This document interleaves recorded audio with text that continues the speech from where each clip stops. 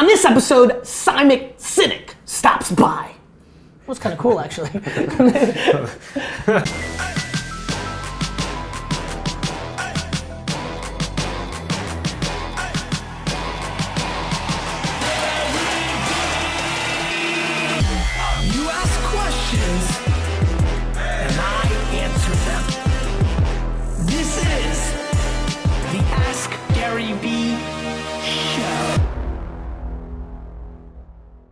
Hey everybody, this is Gary Vaynerchuk, and this is episode 226 of the Ask Gary V Show.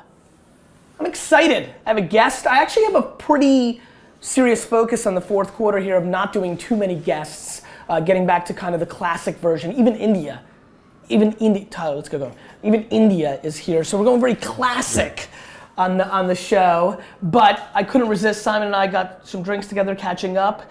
And I thought it would be fun to have you on the show. So many of the people that watch this are huge fans of yours. Thank you. Many, as these worlds work, many would be discovering you for the first time, which excites me. I'm excited to get that email, 9 months from now saying, thank you so much for introducing me to Simon. So there's a lot of selfish wants and needs here in this episode. But Simon's a friend and somebody who I really enjoy spending time with, even though we're both so busy that it happens infrequently. But to the percentage of the audience that doesn't know who you are, why don't you give them a quick little spiel, we'll answer some questions, my friend. Sure.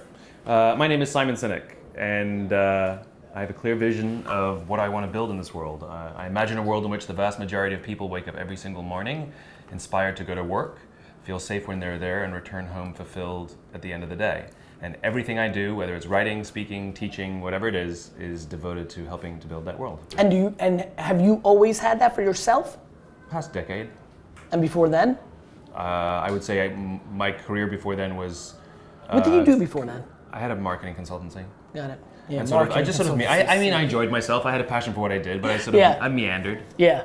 I would say that, I think my goals and my visions were very much about me and about the business. I want to build this kind of business. I want to make this kind of money. Yep. And that hasn't been for the past decade. And so, me knowing a little bit more and adding a little more color for the group, you speak, you've written books, you had a breakout speech at the highest of levels.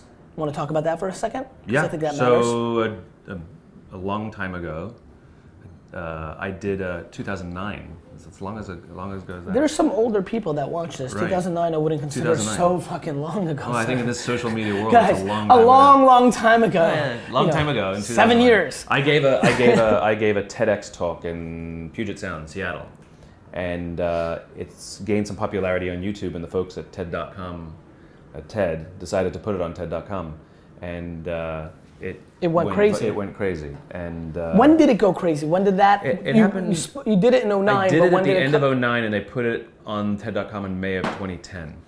Yeah, it seems. It just seems like a lot of people have. How many views did that get? Last time I checked, it's about 27 or 28 million. Yeah, monster. Andy, you're slacking over there. I don't have any 28 millions. Look, I won the internet lottery. I got lucky. I got lucky. And for one more time, for the people that are learning about you, real quick on what was the general thesis of that? So I shared as a talk on a theory that I continue to espouse that based on an idea I call the golden circle. Basically, every single organization on the planet, every single one of us knows what we do. The things we sell, the services we offer. Some of us know how we do it. It's the things that we think make us stand out or differentiate us from the world outside. But very, very few of us can clearly articulate why we do what we do. And if you look at the greatest leaders, everybody from Martin Luther King to Steve Jobs, those with the capacity to inspire action in those around them, every single one of them, regardless of their industry, thinks, acts, and communicates starting with why. Yep. Most of us talk about what we do, and then we try and tell people how we're better. But these guys talk about their vision, they talk about their cause, they talk about where they're going, and what they do simply serves as the tangible proof of what they believe. It profoundly changed my life. It continues to be the way in which I organize information, make decisions, set strategy, all of it. It's the North Star. It is the North Star. And I found a language that made it really easy to understand. And actually, the cool thing is actually grounded in the biology of decision making. So it's not like some highfalutin management theory. Right. It's actually grounded in how the brain evolved and makes decisions. And what about your book world? You've written now what, 3? Third book. Yep. Yeah, came out today. This is the day. This is the Is day. that what's in there? No. What the hell? I was super pumped. I'm like, he's got a box. We sent you some. I know, but I lost it. You lost it, so you didn't even read it. No, read it. I've never read I've read like 4 books in my life, like Joe Namath, Life Story. You do realize it only has like 200 words in it. That sounds like a lot. It's a lot of pictures this time, right? It is a lot of pictures. So what are the 3 books real quick, so and we'll link first- those the up. first- And on India, I think it's time for you to reassess and re-enter the ecosystem. I feel You're like, gonna come and talk? Dunk and Sid and all these characters, nobody can play up to the level of your quality, and so I think we're ready to raise the bar. Ready? Yes, but before we do that, the 3 Okay, books. first book is Start With Why. Yes. Which is deeper look into what I've talked about Yes. on the TED Talk. Second book is Leaders Eat Last. Yes. Which is all about where trust and cooperation come from, and how you build trust and cooperation. You ever consider calling it like Leaders Don't Eat at all? Because that's That how sometimes happens. That sometimes happens. For a long time. Yeah, that's all very right. true. And this new one that comes the out new one today. that comes out today is called Together Is Better. Okay. A little book of inspiration.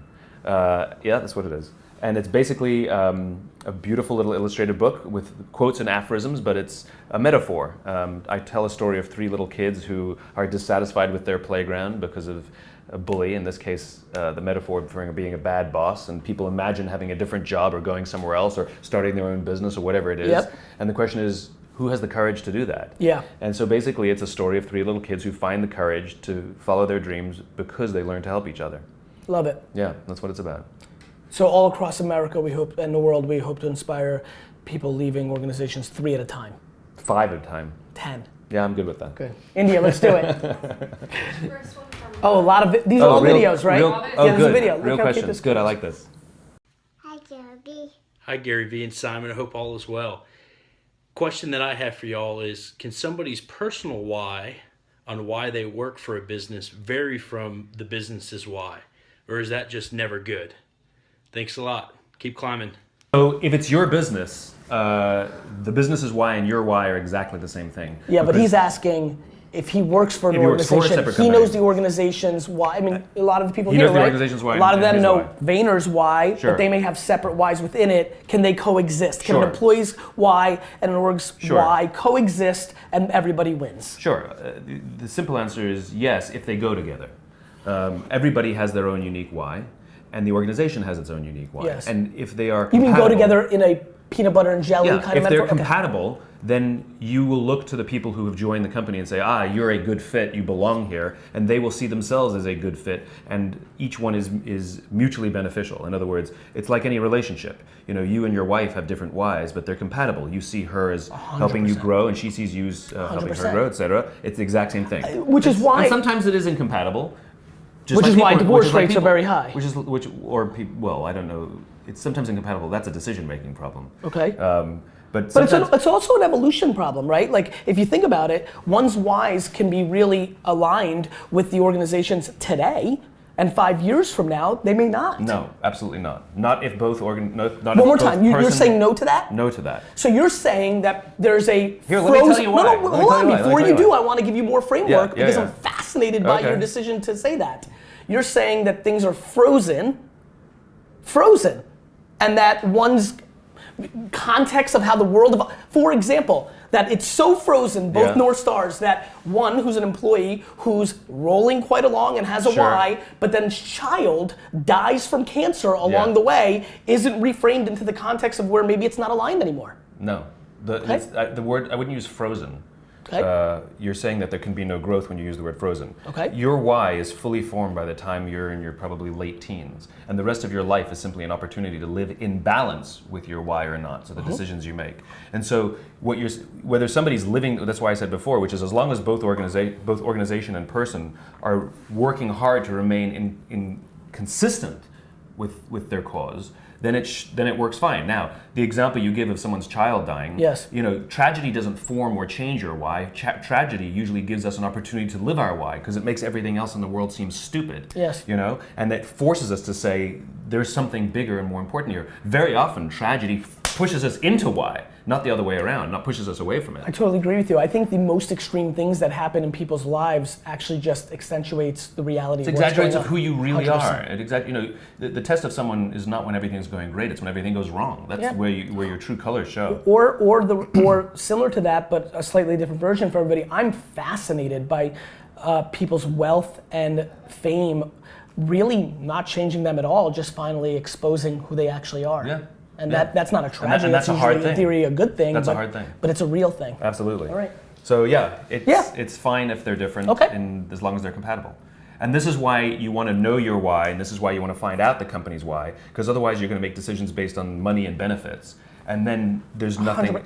It's like making a decision about who to marry based on the bank account. I don't want to sidetrack the show, but it's funny. I'm sitting here. It's why I'm so confident in what I'm building at VaynerMedia, because the platform is being built to be in their benefit, to reverse engineer what they want based on their DNA, whether that is enormous ambition, which is then this is a platform for them to create that, or within a very close ecosystem to me, or quite passive and very nice work life. I have actual zero emotion one way or the other of what they actually want. I just want to build a framework and a platform that gives them those options, and I think that's the great mistake that most businesses make. And isn't that what you preach in your work as well? 100%. So it's I have no interest in. So the why is clear internally and externally. 100%. I love that. Which is because to me otherwise everything crumbles in its hypocrisy if you don't do that. Amen. Matthew.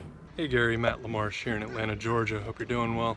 I had a quick question about self-awareness. Do you think it's more about maturity and wisdom, or is it something that you're just built with? Thanks so much for taking the time. Have a great day. That's a good question. So I've been talking a lot about self-awareness. Yeah. I'd love for you to take the floor first. Maybe you haven't had as much time to ponder this world. What's your take on self-awareness? Do you feel like you have it? Do you feel like it grew?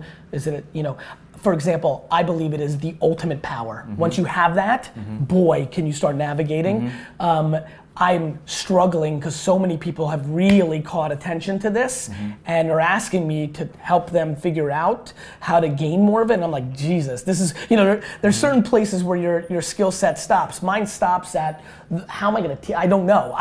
Boy, do I know the people that I know that have it are winning. And not just financially or exposure, like they're just in a happy place because of that self-awareness. What is your thought on self-awareness? Yeah, I think it's a skill like any other.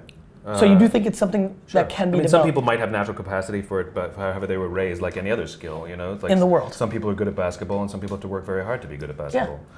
But it's. Do you think one caps out though? In a basketball analogy, Dunk is a nice-looking athlete, but he's never going to be an NBA player. Right. He has a ceiling of his basketball skills. So, do you think people have a ceiling? I don't know if people have a ceiling. I don't know if people have a ceiling, but I think self-awareness is a skill, a practicable, learnable skill, and I think the one of the big things about self-awareness is we don't really know how we're being perceived. We think we know how we're being perceived, and sometimes we act in a way, when we act all pompous because we want to appear strong, but really we appear weak. And that's right. We're not always which is a common aware, one, by the way. Which is right. And so I think the big thing about learning to be self-aware is being open to the feedback from people who love you and care about you, who are willing to say to you, when you said that, you looked and sounded like an ass. Yeah. Right. It's funny. And to be open to that kind of harsh, but from a good place critique is the only way to learn how you come across. It's funny you said that. I think the closest I've ever gotten to answer this is that, and then actually putting that inner circle in a safe place to tell you the truth. Exactly right. Because those same people are scared they love you. And if you're defensive the whole time, then game over. Then you are not learning self-awareness. I would tell you that my reading of comments over the last decade on social, and taking each with a grain of salt. Your biggest fans, you can only let your ego go so far, and you're aware that some people troll for the sake of getting reactions from the community, things of that nature. But the net, the millions in a net composite score has definitely been, I would always say that listening has done a lot more for me, even though I love to talk and always talk. That consumption pattern it has been a very big deal for me. So there's a wonderful story about listening. Okay. The problem when people say you need to be a better listener is we are human beings and we need to communicate, and communication is two ways, listening and speaking. So but everybody's like, you got to be a better listener. Like, but here's the best understanding I have of that. So Nelson Mandela is universally regarded as a great leader, which is important because different people are viewed differently in different nations. But Nelson Mandela, universally regarded as a great leader, right? He was actually the son of a tribal chief, and he was asked in an interview once, "How did you learn to be a great leader?" And he tells the story of how he would go to tribal meetings with his father, and he remembers two things. They always sat in a circle, and his father was always the last to speak. And in terms of leadership and listening, I think the idea of be a better listener is actually half the advice. I think the advice is practice being the last to speak. You see this all the time in meetings where everybody will sit around a room, the senior guy will be like, all right, here's the problem, here's what I think we should do, but I'm really interested in what your thoughts are. Yes. Let's go around the room. It's too late. You've influenced the room. Created the If framework. and people bend and mold, as opposed to saying, here's the problem, I'm interested in what you have to say, without saying anything. And not even, and having this, and this takes practice, not even giving a hint whether you agree or disagree. If anything, you ask questions to learn more. You get the benefit of hearing everybody's opinion. Everybody gets to feel heard, and then you get to render your So opinion. I would tell you, and this is for people that are running businesses, that is a micro example of the way, and I think makes a ton of sense. I would tell you, Andy, you obviously direct report to me, you run our team. I think people would be stunned by how little we talk at all. Like the level of the level of micromanagement I put on, like my version of that is actually letting people do their thing and watching it from speaking last. I guess my punchline is by the time I get into the meeting where we're like, here's the problem, the amount of listening that has been done because I've created such a white canvas for the leaders to do their thing and I can watch it and contextualize what they're doing is the macro version. Because once you're in that meeting room, that's basically the final pitch of what's been going on over that period of time. Okay. Yeah, it's interesting. It's interesting. I believe in that quite a bit. Okay, good. I mean, I think, I on the other hand do think that all skills have a max out. At some level, your hardwiring, But limits. So you can't continue to grow till the day you die? No, I think that's the black and white version of that. Yeah. I think that you can continue to make incremental steps, but I think that there are people. So there's a diminishing returns kind of thing. Absolutely, I believe that because Yeah. I believe some people are just delirious Yeah. in this chase that they're going to be at this upside of any skill, Yeah. and I it think that's becomes and interesting. people lose practicality at some level. And the question is where is everybody? If here is the max out, Right. or the diminishing returns. That's right. The question is Did you stop does here? anybody Yes. even get here? I mean, Yeah. I think most people are still in here. which is why I'm always very careful That's interesting. to not play too much to the negative Yeah. because I don't want somebody to stop here. Yeah. But at the same token, in a world where there's a lot of voices and everybody can do everything, Yeah. we need to level that's some good. level I of like that. practicality. Yeah, that's Oh, interesting. thank you. From Bill. Bill. Hey, Gary and Simon. My name is Bill Clanton, BillClantonBooks.com. I'm an adult coloring book illustrator. I live here at the Jersey Shore. I make coloring books for grown-ups. Up till now, I've been a one-man band as far as controlling my operation and doing everything myself.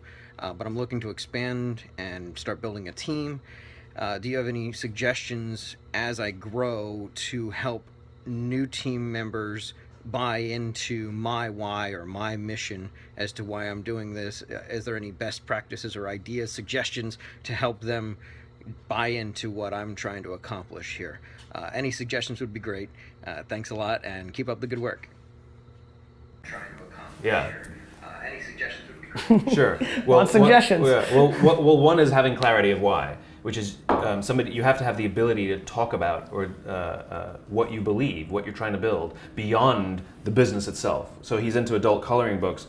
What specifically? Which puts him, by the way, which puts him in a good spot to begin with, right? I mean, if you just think about that in thesis, Yeah. there's a lot of like smiling that comes along with that. There's like a lot of positive vibes. If that's why he went into it, it could have been for some Zen calm thing or some or stress some weird relief thing. Maybe he's a really bad guy and he's trying to. He's mad at children. So I think. I don't think so. But even beyond the coloring books, like what is it that he imagines?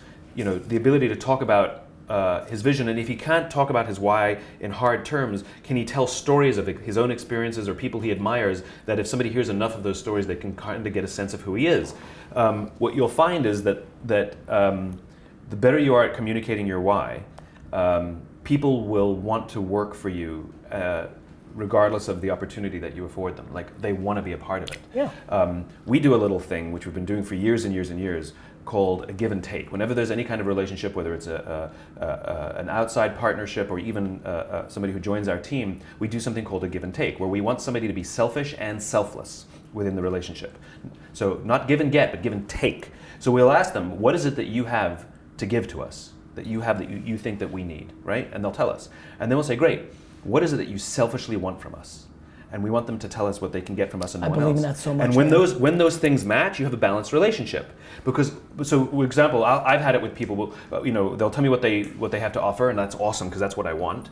And then they'll say what they want to take, and they go, oh, I want to work with smart people. I'm like, plenty of smart people. What is it you want to take from me? They're like, oh, I want to help build something. Wonderful, do that anywhere. What do you want to take selfishly from me that you can get nowhere else? And if they can't answer the question, I want to engage in a relationship, and the reason is because in time, the relationship is unbalanced. They're going to be giving, but they're not taking, and I don't even know how to give them what they want. Then they'll complain they're not making enough money, or because it's not balanced. That's right, and I think that's a big part of it. I think the other thing, as being out there, a lot of people play the reverse of that. Yeah. They want to give you something that is very low in value, and they want something insane in return. Hey Gary Vee, I tweeted about your book. Now I want a job with you. I want you to babysit my dog 4 times a week. Like it's insane with that. Right. So it's about balance. And to me, I've thought a lot about that. I think a lot about it. I call it 51-49. I fully believe in that. Yeah. And then what I always think about is how incredibly important it is to me to slightly give a little bit more, not because I'm the greatest human ever. I actually just think it's a leverage point. I think it's I like the feeling, and I'm not sold that. I don't know if that makes me a good guy or a bad guy. It's just my natural state to slightly over deliver as close to the middle as possible. And I like that. So one of the richest guys in China, he might even be since the Alibaba guy, not so much, but one of the richest guys in China, he's a real estate developer, and he always gives the majority share to all his partners. He always does 51-49s or even more unbalanced. And somebody again sat down with him in an interview and said, why do you never do 50-50 deals? Why don't you? Why do you give away the majority stake in all your partnerships? And he smiled and says, because everybody wants to do business with me. That's right. I mean, it's that easy. Tons of sense. Yeah. I think to answer the question in a little bit of detail, I think you have the benefit of being out there. I think all of us have the benefit of being out there today. And I think all of us, whether your audience, and we've been at audience sizes of just starting to where we are today, whether your audience is very large or quite small, there are always a small group of people that are attracted to your message. And I think what I would do in this scenario is if you're looking to hire that first person, I would look very hard at the people that are engaging with your content on social and start there. I'm a very big believer on that because I think it's quite practical. They've already been self-selected. They're using their free time to comment on your stuff, consume your stuff, and buy those coloring books. And so I think that's at a very important place. I've had an enormous amount of success with Wine Library and both VaynerMedia in the exact same way. And they have a passion for you and your work. That's right. Before you even met them. By the way, sometimes you lose because they had a vision of what they were attracted to, and then the reality is it's work or this and that. Yeah. But I do like that starting point from a practical nature. JJ. Hey Gary, it is JJ at 97.9 The Box in Houston. Had a blast having you on my show earlier this year to talk about your new book, Ask Gary Vee. I read the book. It is amazing. I got a lot of good stuff from it. I've been sharing it with some of my interns and my friends and coworkers, so thank you so much. Today, I have a question for you. I'm releasing a book next month. It's called Without Bruises, A Journey to Hope, Help, and Healing. It's telling my personal story of being in a relationship with a sociopath and, going through mental and emotional abuse. Well, I am trying to figure out, do I stick with JJ, who is the radio personality, to market this book? Or do I need to stay away? Because I feel like I can reach a bigger audience, but I'm not sure if that audience is really ready for the girl with the shaved hair, tattoos, who's at the hip hop station. So maybe you can give me some advice on that. Thanks, Gary. Love you. I'll take this one first and then you jump in, Simon. JJ, look, the bottom line is it's not 1984 anymore. It's 2016. You're not gonna hide from who you are. People are gonna figure out you have a shaved head and tattoos. Yeah. You can go under a pseudonym, you can go in disguises. They're going to figure out who you are. So I think everybody wins when they go all in. Listen, first 60 episodes of Wine Library TV. 2006, 10 years ago, I was tempered a little bit because I was scared that the people on Wall Street and these rich people that were buying hundreds of thousands of dollars a year of wine for me would realize I loved wrestling and football, and I cursed and I was jerseyed out. The truth is, the second I realized, wait a minute, if people like this show with 80% of me, what's really gonna happen? The second I went all in on me, it became a totally different outcome, and really I've never looked back, both in the wine industry and who I am today. There are plenty of people in the marketing book world that don't love me. I think the closer one is to me, I don't know, people, there's a LinkedIn post right now where I saw somebody write of like why Gary Vee is really great at social media, and the first comment with 4 likes from other people is, I would want to do nothing like Gary Vee. And I'm like, well, there's 5 people. I mean, and I get it, but I think what you have to take pride in, JJ, and everybody, is if you can live a life where the people that know you the best like you the most, you win. I love that my assistants, we would talk about India's 1 week as the people that know more about my truth win. Like, as we've gotten to know each other, we've liked each other more, not less, and that's the game. It's true. I mean, what's the definition of authenticity, right? Everybody's like trying to be authentic, but nobody talks about what authenticity is. Authenticity is saying and doing the things you actually believe. And so to create divisions, one of them is inherently inauthentic. So in one of them, you're either being dishonest or you're faking it. So or you're hedging, or you're right? hedging. Hedging. Right? So hedging is what pisses me off. I mean, you are who you are, and you want to bring that personality. And at the end of the day, the more authentic you are in all of your work, the more the people who love you for who you are will take your work and will help spread it for you. Those are champions. But it's very hard to even find champions if you're always hedging and trying to be what somebody else wants you to be. JJ, I think you've got a misread on America. I really do. People like you for you, and they like you for your message. And especially if you're you. For example, neither of us fits the role that we expect. I mean, I show up to these meetings in jeans and things, and Gary, he's curses and he says things.